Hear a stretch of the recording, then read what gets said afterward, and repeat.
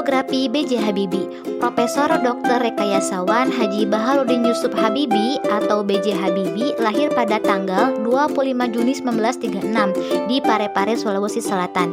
Beliau merupakan presiden yang ketiga sebelumnya. B.J. Habibie menjabat sebagai Wakil Presiden Republik Indonesia ke-7, menggantikan Tri Sutrisno. B.J. Habibie kemudian digantikan oleh Abdurrahman Wahid, yaitu Gus Dur, yang terpilih sebagai presiden pada tanggal 20 Oktober 1999 oleh MPR hasil pemilu dengan menjabat selama 2 bulan dan 7 hari. B.J. Habibie merupakan presiden Indonesia yang pertama yang terlahir di luar Jawa dan berasal dari etnis Gorontalo, Sulawesi. Dari garis keturunan ayahnya yang berasal dari Kabila Gorontalo dan etnis Jawa dari ibunya yang berasal dari Yogyakarta. B.J. Habibie merupakan anak keempat dari 8 bersaudara dari pasangan Alwi Abdul Jalil Habibie dan Raden Ayu Tuti Marini Puspawardojo.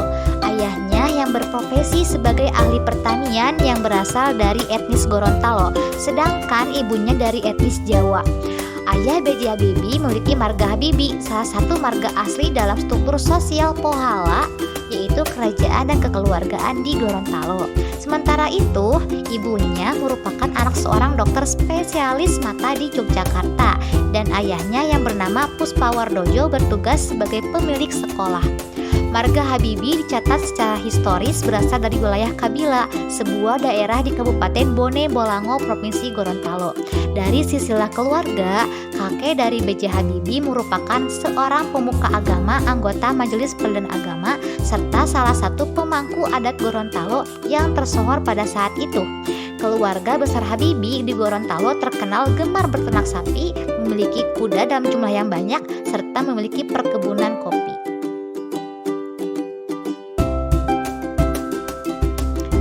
Pendidikan B.J. Habibie.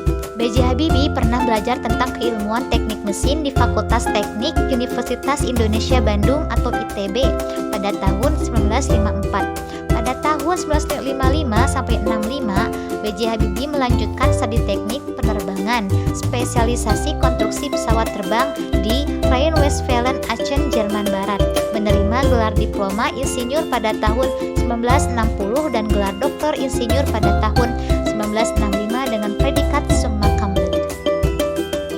Pekerjaan dan karir B.J. Habibie. B.J. Habibie pernah bekerja di Messerschmitt Böcklin, sebuah perusahaan penerbangan yang berpusat di Hamburg, Jerman Barat.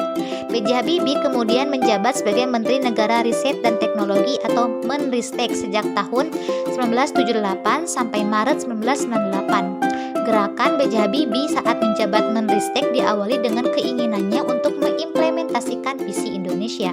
Menurut B.J. Habibie, lompatan-lompatan Indonesia dalam visi Indonesia bertumbuh pada riset teknologi, khususnya pula dalam industri strategis yang dikelola oleh PT IPTN, PT Pindad, dan PT PAL. Targetnya Indonesia sebagai negara agraris dapat melompat langsung menjadi negara industri dengan penguasaan ilmu pengetahuan dan teknologi. Sementara itu, ketika menjabat sebagai Menristek, B.J. Habibie juga terpilih sebagai Ketua Ikatan Cendekiawan Muslim se-Indonesia atau ICMI yang pertama.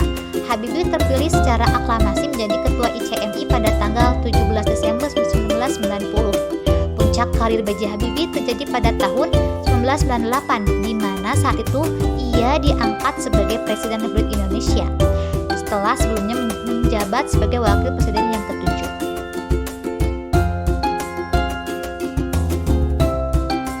Nilai-nilai keteladanan B.J. Habibie. Yang pertama, kedisiplinan membagi waktu. Beragam gelar pendidikan dan kesuksesan di bidang iptek mustahil ia dapatkan tanpa kedisiplinan yang tinggi. Contoh kecil dari kedisiplinan seorang B.J. Habibie ialah caranya dalam membagi waktu. Dalam 24 jam, B.J. Habibie konsisten membagi waktunya untuk ibadah, olahraga, aktivitas pribadi, atau berbincang dengan para tamunya. Namun, dari semuanya, ia paling banyak menghabiskan waktu untuk membaca dan menulis. Total, ia mengalokasikan waktu 7 jam untuk kedua aktivitas tersebut. Yang kedua, rasa ingin tahu. Dalam banyak kesempatan, B.J. Habibie mengaku sebagai orang dengan rasa ingin tahu yang sangat tinggi. panca inderanya aktif menangkap segala hal yang ada di sekelilingnya dan berusaha menganalisa. Dirinya tak pernah berhenti berpikir. Untuk memuaskan rasa ingin tahunya, maka ia banyak membaca buku saat malam hari. Hal ini berhubungan dengan kebiasaan yang hanya tidur dalam waktu cukup singkat dan hanya 5 jam. Dan yang ketiga, penuh pengabdian. B.J. Habibie sangat dipandang di dunia iptek internasional. Dirinya bahkan sempat menjabat sebagai direktur perusahaan pesawat di Jerman. Namun ketika panggilan untuk menjadi Presiden Republik Indonesia datang, ia tanpa ragu memutuskan pulang ke tanah air.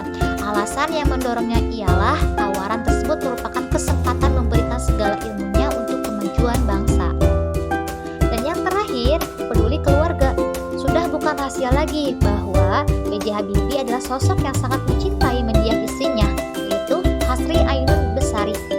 Bahkan kisahnya pernah diangkat menjadi film layar lebar. Hal ini bisa dijadikan contoh bahwa sepatutnya kita membagi waktu seimbang untuk pekerjaan dan keluarga. Sosok B.J. Habibie memang penuh dengan nilai-nilai keteladanan, maka tidak salah bila kita menjadikannya sebagai salah satu inspirasi untuk terus berkarya menggapai sukses. Setelah menyaksikan tayangan teks biografi mengenai B.J. Habibie, semoga beliau menjadikan inspirasi untuk kita semua. Sampai jumpa di lain waktu.